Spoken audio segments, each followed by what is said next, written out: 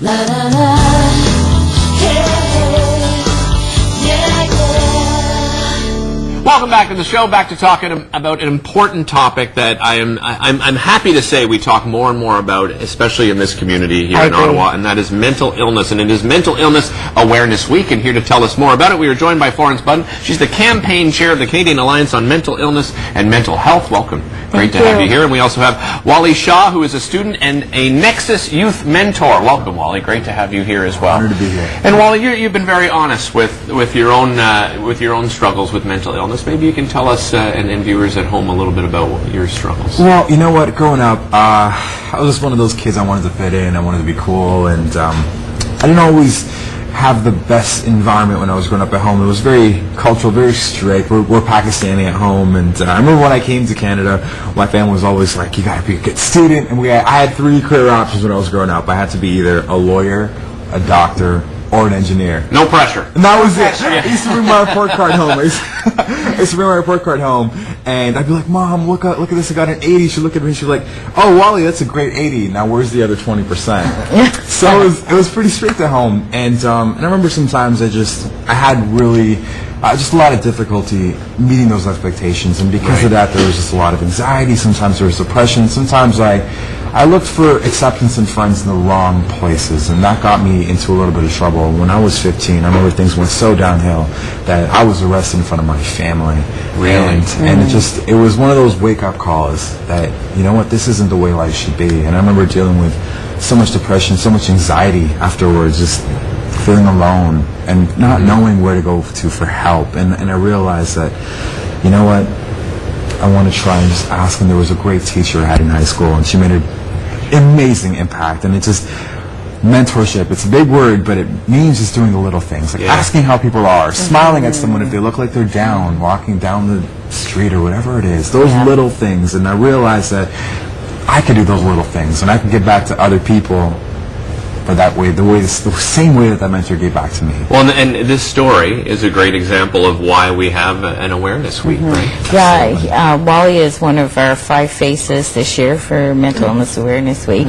This is our 23rd year celebrating Mental Illness Awareness Week in Canada, and it's also our 13th year with the Faces campaign. And it's a very important campaign because Wally and the other faces are sharing their stories with Canadians. They're breaking their silence. They're talking about what they're doing in their communities. And it's really, really important that we continue to break the silence. It's wonderful now that we have so many Canadians that are aware of what's happening with mental health. So, most Canadians now can state that there are 1 in 5 Canadians will suffer from a mental illness in their lifetime. But what we need to do now is to take action. So what are the challenges that are still there for us? I think we're doing a great job, and I think this year, with the government in their budget extending the Mental Health Commission's mandate, that's extremely important. And all the parties have, identified their campaign mental health issues. But I think we need to just make sure that, in the next 2 weeks when we're going towards the election, that we ask candidates, what are they going to do? Right. What are they going to do for people living with mental illness in Canada and their families? How are we going to prevent stories like Wally's, or help people, like young people especially, to come out and talk about it? The Mental Health Commission and other groups have done a great job.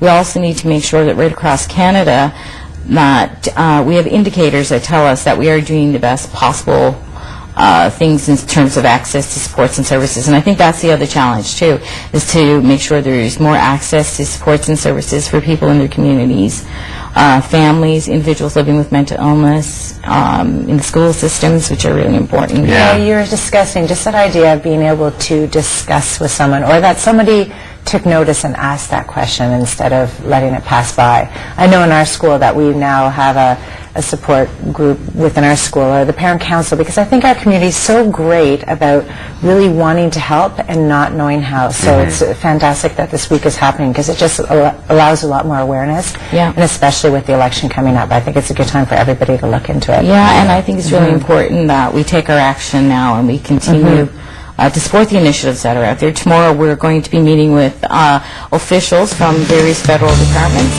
to discuss what we can do together. Yeah.